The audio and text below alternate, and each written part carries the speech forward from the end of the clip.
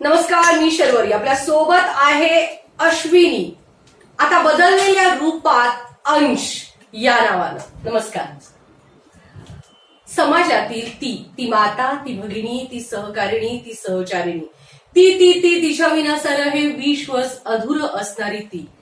आणि अशीच ती ज्यावेळी समाजात एक वेगळं पाऊल उचलते त्यावेळी ती कधी कधी चेष्टेचा विषय होते, तर कधी कधी तिला अनेक निंदांना सामोरं जावं लागतं, तर कधी कधी लोकांच्या अपमानाला सामोरं जावं लागतं. तरीही ती उभीच असते. असंख्य वादळं झेलत या ठिकाणी ती उभी आहे. आणि अशीच ती आज आपल्या स्टुडिओत उपस्थित आहे. अश्विनी खलिपे, बरोबर ना? अश्विनी खलिपे ही सर्वसामान्य कुटुंबातून आलेली मुलगी नक्कीच क्रांती करू पाहते. आणि तिनं या ठिकाणी जय दुर्गा फाउंडेशन तिनं खूप मोठा असा या ठिकाणी एक निर्णय घेतलाय. अश्विनी खलिपे आता अंश खलिपे झालीये. तिनं या ठिकाणी सेक्स रिअसाइनमेंट सर्जरी केलेली आहे. लिंग परिवर्तन शस्त्रक्रिया. अश्विनी बनली अंश. या समाजात तिला जगताना भरपूर संघर्ष करावा लागतो आणि भरपूर संघर्ष करत असताना अनेक लोकांचे अपमान, मान या सगळ्या गोष्टीला बाजूला ठेवून जगावं लागतं. अगदी मीही लोकांच्या अनेक गोष्टी सहन करून आतापर्यंत इथपर्यंत पोहोचले. एकट्या स्त्रीला इतक्या सगळ्या गोष्टी सोप्या नसतात. आणि सर्वसामान्य कुटुंबात जन्माला आलेली अश्विनी असाच एक बदल करू पाहते आणि तिनं तो बदल केलेला आहे. तिनं लिंग परिवर्तन शस्त्रक्रियेसाठी ती सामोरी गेली आहे. Sex reassignment surgery. चला तर अश्विनीशी बोलूया. या सगळ्या गोष्टी करत असताना अंशला, आता अश्विनी ती राहिलेली नाहीये, हा समाजातला फार मोठा बदल आहे आणि फार मोठं पाऊल आहे. जय दुर्गा फाउंडेशन, जय दुर्गा. खूप मोठं असं अंशनं पाऊल उचललेलं आहे. अश्विनीनं हे पाऊल का उचललं, तिला काय अडचणी आल्या आणि कशा पद्धतीनं हा तिचा प्रवास आहे तिच्याकडून जाणून घेऊया. अंश, तुला इथेही बघायचं आणि तिथेही बघायचं, दोन्हीकडे. आपण सगळ्यांशीच दिलखुलासपणे गप्पा मारायचे. दर्शक मायबाप, तुमचेही प्रश्न असतील तर आपण कमेंटमध्ये बेधडकपणे विचारा. कुठल्याही प्रकारचं मला वाईट वाटणार नाही. काय अंश हा जो निर्णय घेतला त्यावेळी काय फॅमिली सोबत होती का? सगळ्यात पहिला आणि महत्वाचा, घरातल्यांचा निर्णय काय होता त्यावेळेस? ज्यावेळी सुरुवातीला मी सांगितलं घरात, त्यावेळी थोडासा विरोध होता. का तर खेडेगावातलं म्हणजे खेडेगावात जन्मलेला मी, फॅमिली सगळे खेडेगावातच, त्यामुळं खेडेगावात ह्या गोष्टी माहीतच नव्हत्या. मग त्यामुळे माहीत नसलेली गोष्ट पॉसिबल असते, मुलीचा मुलगा होतो हेच माहित नव्हतं. त्यामुळे सुरुवातीच्या काळात थोडासा 1 महिनाभर सगळ्यांनीच विरोध दर्शवला. ओके.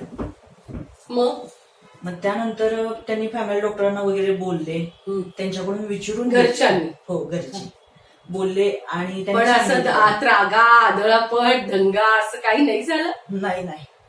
म्हणजे फॅमिली, मम्मी शिक्षिका आहे, वेल एज्युकेटेड आहे ती, दादा आहेस, पप्पांचं पण 12वी झालेलं आहे. पप्पांचं किराणा मालाचं दुकान आहे, तरी पण आहे तसं, म्हणजे असं पूर्ण अशिक्षितपणा काही नाहीये घरात. त्यामुळे मारणं किंवा काय असल्या गोष्टी कधी नाहीतच झाल्या. हा फक्त एवढं बोलले सुरुवातीला, माहीत नसल्यामुळे की हे पॉसिबल होत नाही किंवा हे नसतं असं. कदाचित तुला तसं वाटत असेल, एक हट्ट असेल तुझा, असे ते बोलले. पण नंतर मी बोललो की नाही, कन्फर्मच आहे हे सगळ्या गोष्टी, मला खूप आधीपासून वाटतंय. म्हणजे अगदी 5वी-6वी पासून मला ह्या गोष्टी जाणवल्या. मुलगी आहेस तू, मुलगी म्हणजे इतक्या सगळ्या गोष्टी आहेत नशिबानं. कुठं मुलगा म्हटल्यावर जाऊन खूप कष्ट करावे. आता अर्थात मुलगी तेवढ्याच कमवतात आणि अचानक मुलगी आपली मुलगा बनतोय, हाच त्यांच्यासाठी धक्का होता की नाही? फर्स्ट टाइम ज्यावेळी त्यांना कळालं त्यावेळेस 100% होता.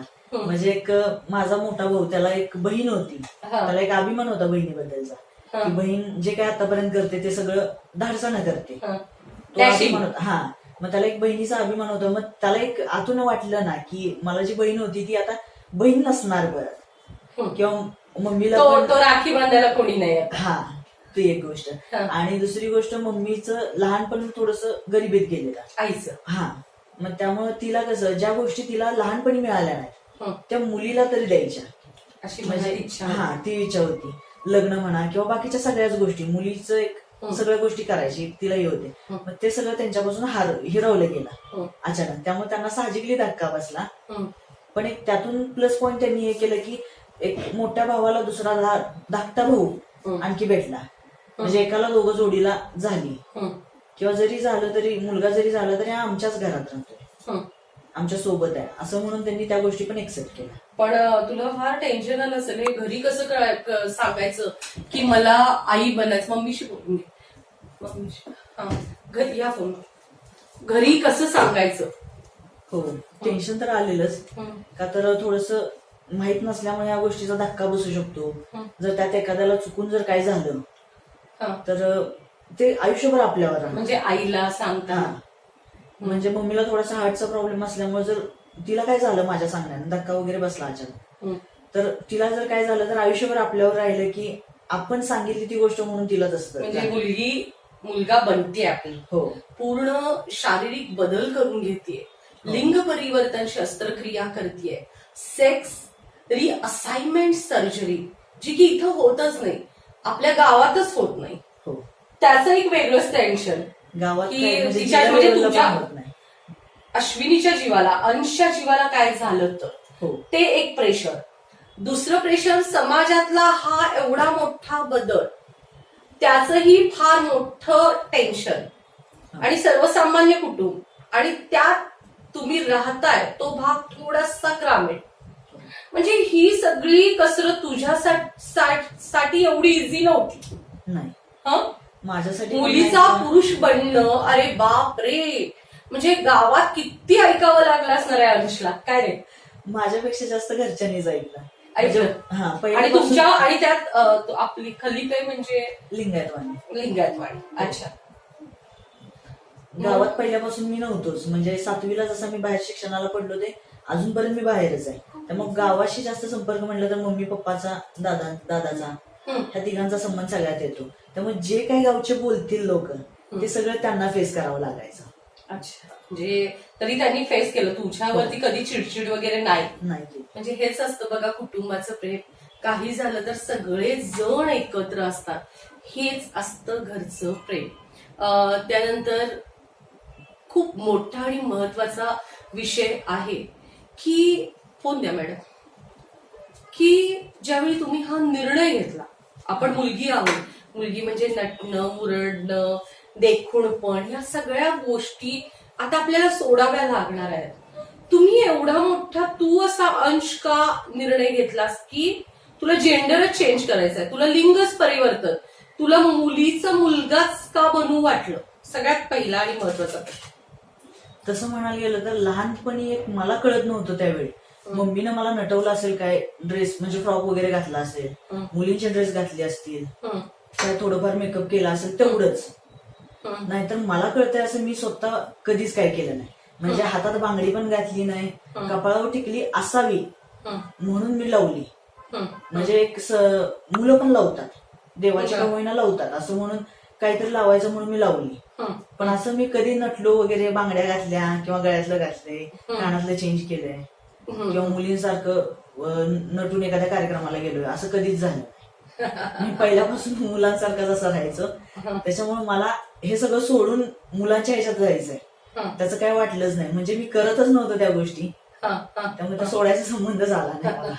पण का आतनं फिलिंग का आले? मी विचारलेला प्रश्न, आतनं मुलीचा आपण मुलगा बनतोय असं का फील?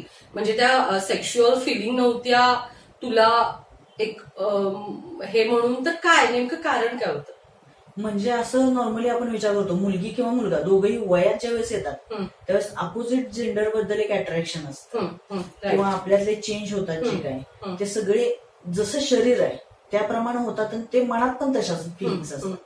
पण ते तसं वयात येताना मला तशा गोष्टी नव्हत्या. म्हणजे ज्यावेळी मी ही झालं म्हणजे वयात येतो एक 6वी-7वीच्या दरम्यान आपण आपला कळायला लागतं, आपल्यात बऱ्याच गोष्टी शारीरिक पण बदल होत असतात. म्हणजे माझ्यासोबतचे जे कोणी आहेत पहिल्यापासूनच त्यांना ज्यावेळेस कळालं ना की मी असा निर्णय घेतोय, त्यावेळेसच त्यांचं मत म्हणजे ते बोलले मला की तू पहिल्यापासून असाच राहतो की आम्हाला कधी तू मैत्रीण आहेस म्हणून वाटणार, मित्रासारखं मित्रच लहानपणापासूनच खेळताना वगैरे. हो, कारण माझ्या अश्विनी माझ्याकडे ज्यावेळी जॉबला होती, काही दिवसच होती, पण माझ्याकडे ज्यावेळी जॉबला होती त्यावेळीही मला अश्विनी मुलासारखंच बिहेवियर असायचं. ऑफिसमध्ये लेडीज स्टाफ होता, त्यांच्याशी वागणं खूप छान असायचं. म्हणजे मला कधीच डोक्यात आलं नाही की अश्विनीच्या मनात असं काहीतरी असावं.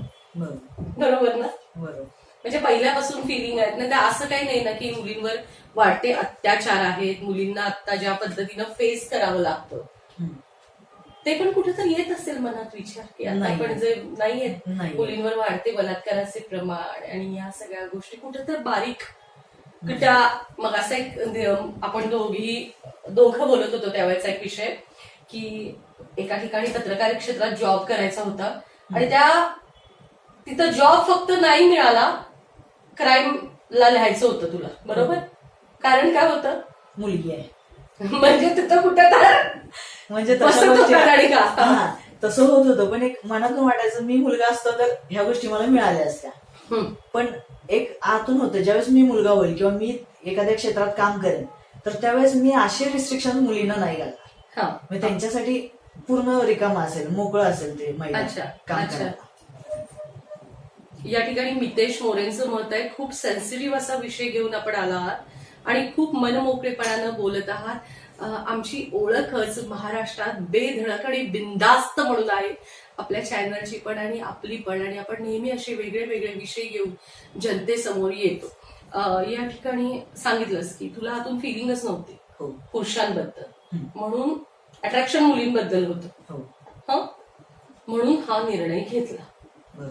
आता पुढचं सगळ्यात सेन्सिटिव्ह माहितीये आपल्याला, इंजेक्शन जरी घ्यायचं असेल, कोरोनाची लस किती जणांनी बिनधास्तपणे जाऊन घेतली बरं, मला भीती वाटत होती.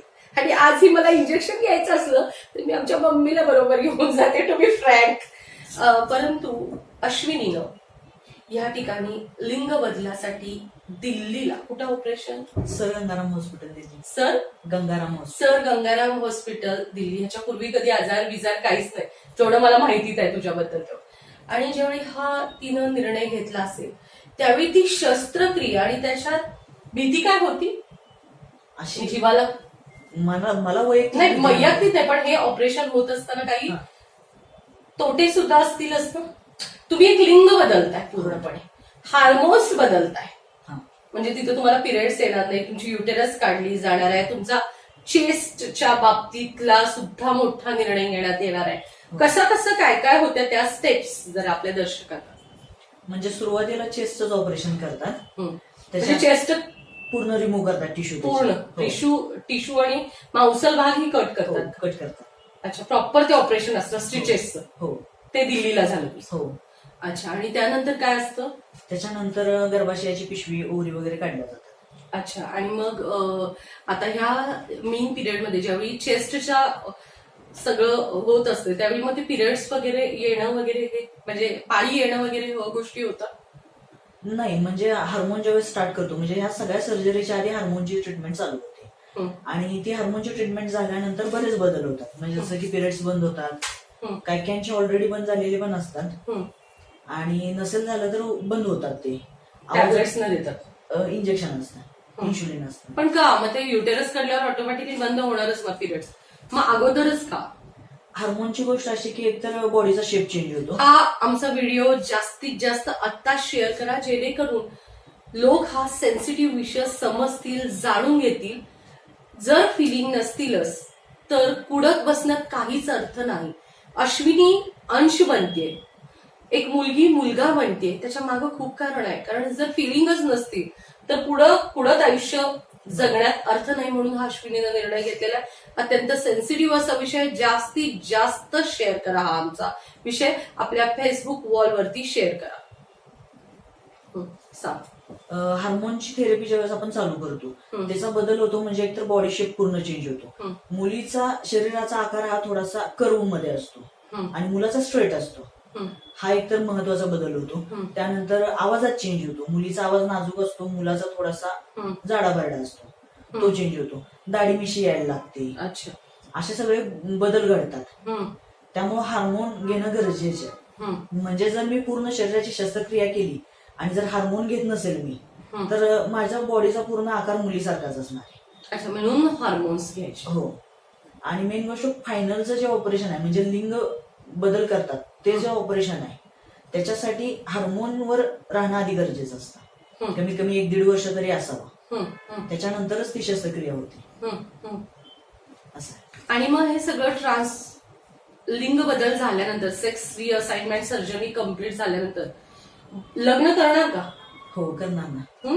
आणि लग्न झाल्यानंतर बाळ वगैरे होतं का या सगळ्या गोष्टीत? असं डॉक्टरांशी काय बोलणं झालं का? हा, बोलणं झालं. त्याबद्दल म्हणजे आधीच्या जी टेक्नॉलॉजी होती त्याचं असं होतं की बाळ होतच नव्हतं. पण आत्ताच्या ऍडव्हान्स मध्ये निघाले की बाळ होऊ शकतं. या लिंग बदलाला म्हणजे अश्विनीची अंश बनतोय, एक मुलगा बनते, या पूर्ण ट्रीटमेंटला काय खर्च असतो साधारणतः? 10 ते 15 लाखापर्यंत खर्च जातो. तेवढा म्हणजे सहजरित्या होऊन जातो. गव्हर्नमेंट हॉस्पिटलला पण तशा फॅसिलिटी आहेत, पण थोडस म्हणजे रिझल्ट चांगले भेटतील ह्याची खात्री नाही. किंवा रिझल्ट मध्ये काहीतरी जर थोडस करेक्शन जरी निघालं तरी पूर्ण लाईफशी खेळल्या सारखं होतं. आता काही त्रास होतो का या सगळ्या गोष्टीचा? समाजचा पहिला त्रास, कारण शारीरिक त्रास तर गोळ्या आणि औषधांनी थांबवू शकतो, पण सामाजिक जो त्रास असतो ना, तो भयंकर असतो. ज्यावेळी मुलगी एखादी क्रांती करते त्यावेळी भयानक, म्हणजे तो आजार किंवा ते ऑपरेशन परवडलं, पण हा समाज नको बुवा. काय समाजाच्या बाबतीत म्हणायचं झालं तर पहिल्यांदा कुटुंब हा एक आपला समाज पहिला असतो. आणि ज्यावेळेस ते कुटुंब आपल्या पाठीमागे उभं असतं ना, त्यावेळेस समाजाचा काही विषय येत नाही. म्हणजे जिथं मला वाढवणारे, मला जपणारे आजपर्यंत, ज्यांनी मला वाढवलं आजपर्यंत, ते जर माझ्या सोबत असतील तर समाज काय म्हणायचा संबंध येत नाही. आणि वैयक्तिक आमच्या कुटुंबाचं म्हणाल तर आम्ही समाजाचा जास्त विचार नाही करत. Very good. का तर समाज आपल्याला कधीच पोसायला आलेला नाही. ज्यावेळेस मला लागतं, मला कापतं काहीतरी, त्यावेळेस वेदना आईला, वडिलांना, भावाला होते. ह्याच्या व्यतिरिक्त बाहेरच्या कोणत्याच व्यक्तीला वेदना होत नाही, किंवा ती माझ्यासाठी धावून पण कधी येत नसते. त्यामुळं जर घरचे तयार असतील तर मला काहीच हरकत नाही. म्हणजे इतरांचा समाजाचा विचार म्हणूनच ऑपरेशन. हो, तीच गोष्ट होती. म्हणजे घरच्यांच्या विरोधात जाऊन काही करायचंच नव्हतं कधी. आई काय करते? शिक्षिका आहे प्राथमिकला. मग आईला समजावताना कोणाची मदत वगैरे घेतली का? नाही, तू स्वतः आईला समजावलंस? आई इझी मध्ये समजली असेल, शैक्षणिक पात्रता किंवा तो एक सोशल शिक्षकांच्या टच असतोच, त्यामुळे ते चटकन समजले असतील असं मला वाटतं. इतका नसेल त्रास आला. नाही. आता भविष्यात लग्न करायचा विचार आहे? हो आहे. प्रेमात बिमात काय असं जेव्हापासून मुलगा तू झालास तेव्हापासून काय रिॲक्शन्स आहेत मुलींच्या? हा, छान दिसतो, पहिल्यापेक्षा बेटर लाईफ आहे तुझी, इझिली कोणी प्रेमात पडेल. प्रपोज करतात का? काय काय येतात प्रपोज. आता म्हणजे फेसबुकवर आता बऱ्याच म्हणजे बातम्या वगैरे लागल्यानंतर, जाणून घेतल्यानंतर तू खूप धाडसाचं काम करतोयस असं म्हणून बोलणारे पण आहेत खूप. पण शेवटी कसं आहे, बघून नसतो कोण प्रेमात पडलं, तर ते प्रेम असेल की नाही हे नाही मला माहिती. म्हणजे स्वभाव जाणून घेऊन सगळ्या गोष्टी व्हायला पाहिजे पुढे. अच्छा, पण करायला हरकत नाही. पडणार, प्रेमात पडणार आणि लग्न वगैरे पण करायचा विचार आहे. अत्यंत कौतुकास्पद असं अश्विनीचं काम आहे. अश्विनी अंश झालेली आहे सेक्स रिअसाइनमेंट सर्जरी करून, म्हणजेच लिंग परिवर्तन करून आपली घुसमट जी आहे. काय मगाशी पक्षाचा एक आपला बोलता विषय झाला, तो काय होता? पिंजऱ्यात पक्षी जसा अडकल्यावर त्याची तडफड होती ना बाहेर उडण्यासाठी, मोकळ्या आकाशासाठी. त्याला म्हणजे पक्षाचं आयुष्य आकाशात उडण्यासाठी असते. आणि त्याला ज्यावेळेस आपण माणूस पिंजऱ्यात बंद ठेवतो त्यावेळेस त्याच्या आतून जी तडफड होत असते की मला मोकळं आकाश नाही भेटत, तशी एक मुलीच्या शरीरात माझी तडफड होत होती की मला मोकळ्यानं जगता येत नाही किंवा मोकळ्यानं वाढता येत नाही मला. आणि ज्यावेळेस मी पहिली सर्जरी केली त्याच्यानंतर आता मी जेव्हा बाहेर फिरायला लागलो किंवा बाहेर पडतो त्यावेळेस समाज माझ्याकडे एक मुलगा म्हणून बघतो किंवा मुलगा म्हणून मला ट्रीट करतं. त्यावेळेस पिंजऱ्यातून मोकळ्या झालेल्या पक्षाला जी आनंद मिळतो तो मला मिळतोय. कदाचित तुम्हाला चेहऱ्यावरून माझ्या दिसत पण असेल तो आनंद. म्हणजे म्हणतात ना, आपण जन्माला आलो, आपल्या मनासारखं नाही केलं तर त्या जगण्याला अर्थ काय. अश्विनीच्या या सगळ्या कृतीतून मला असं वाटलं की खरंच बिनधास्त आयुष्य आपणही जगायला हवं. समाजानं या गोष्टी एक्सेप्ट करायला हव्यात. समाजाची जी नजर आहे ती बदलली गेली पाहिजे. आणि ज्या अर्थी सेक्स रिअसाइनमेंट सर्जरी, लिंग परिवर्तन अश्विनी अंश बनलीये, खरंच तिच्या धाडसाचं कौतुक. कारण आपण आयुष्य जगतो, इव्हन साध्या ड्रेस किंवा साडीवरून लोक महिलांना ट्रोल करतात. महिलांनी कुठले ड्रेस घालावे, कुठल्या साईटला जावं, सायन्स घ्यावं का कॉमर्स घ्यावं, ह्या गोष्टींची चर्चा आणि डिसिजन्स आपले घरचे, आपले मित्र मैत्रिणी, पै पाहुणे यांचा विचार करून आपण निर्णय घेतो. अशा वातावरणात, अशा पिढीमध्ये लिंग बदलायचं, मुलीची मुलगा व्हायचं, याला हॅट्स ऑफ यू. कारण समाजातला सगळ्यात मोठा आजार म्हणजे लोक काय म्हणतील. आणि लोक काय म्हणतील याचा विचार करत करत आपण स्वतः कितीतरी कुडत असतो. आता आम्ही नाही कुडत, भरपूर झालं मागं कुडून वगैरे. आता काही नाही, आम्ही बेधडक आणि बिनधास्त जगतो, आलेल्या प्रश्नांना सामोरं जातो. अशाच पद्धतीनं अश्विनीनं देखील खूप मोठा निर्णय घेतलेला आहे.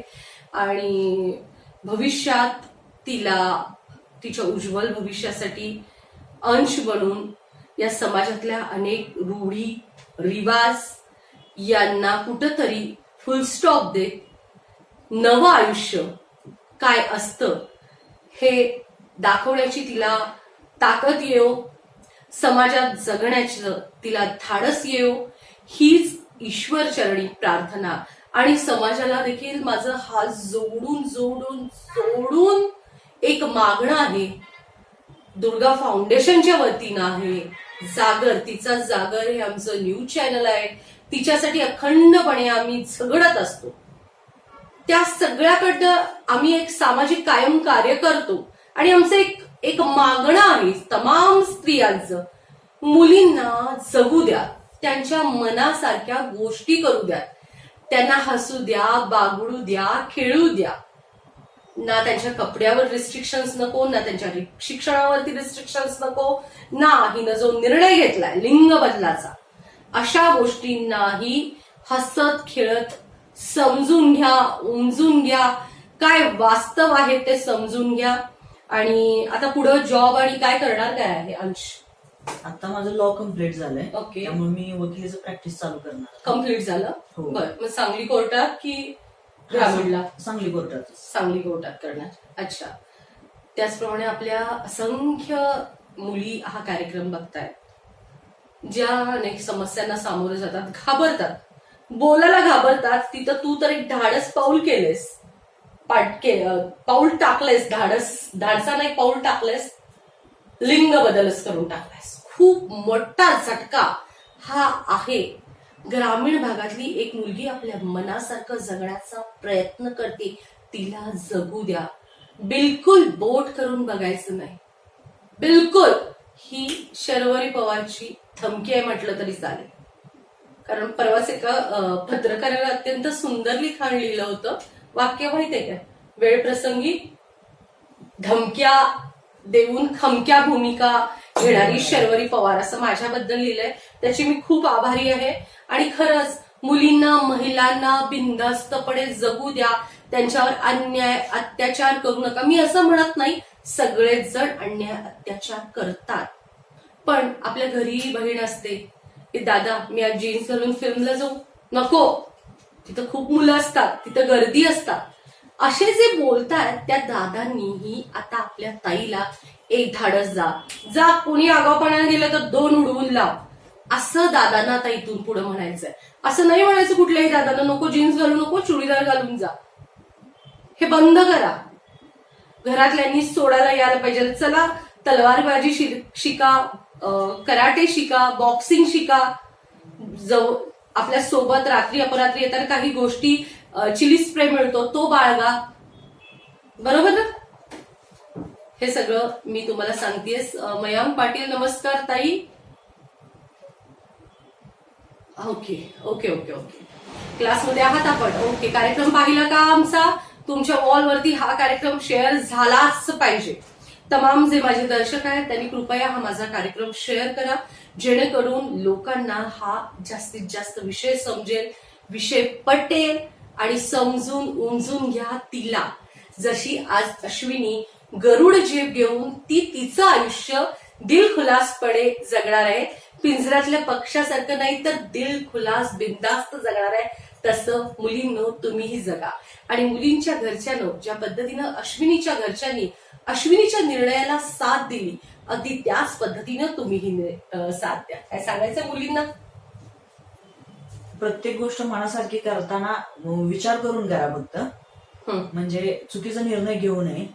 म्हणतात स्वातंत्र्य म्हणजे स्वैराचार नाही, स्वातंत्र्याचा पूर्णपणे उपभोग घ्या, धाडसानं राहा, पण डोळसपणे, बरं का? हो, आपण ही गोष्ट करायचं झालं तर. प्रेमाला जरासा माझा प्रेम या गोष्टीच्या बाबतीत माझा असा आहे, प्रेम डोळसपणे असावं, आंधळं नसावं. आणि पहिल्यांदा प्रेमात पडायच्या आधी तुम्ही स्वतः काहीतरी बना.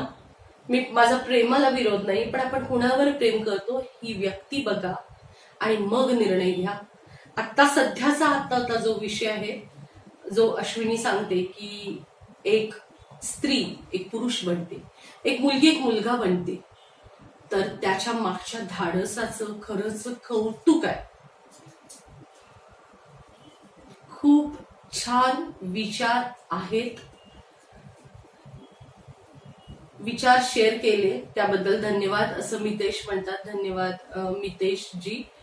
अर्थात अश्विनीनं म्हणजे अश्विनी खलिफेनं जो निर्णय घेतला, स्वच्छंदीपणे ती इझीमध्ये तिचं आयुष्य जगू शकत होती, पण स्वतःच्या शरीरावरती आपल्याला माहिती हाताचं किंवा नख जरी तुटलं आणि त्याच्यातनं गळागळा रक्त यायला लागलं तर आपण अगदी घाबरून असं दिवसभर बोट धरून बसतो.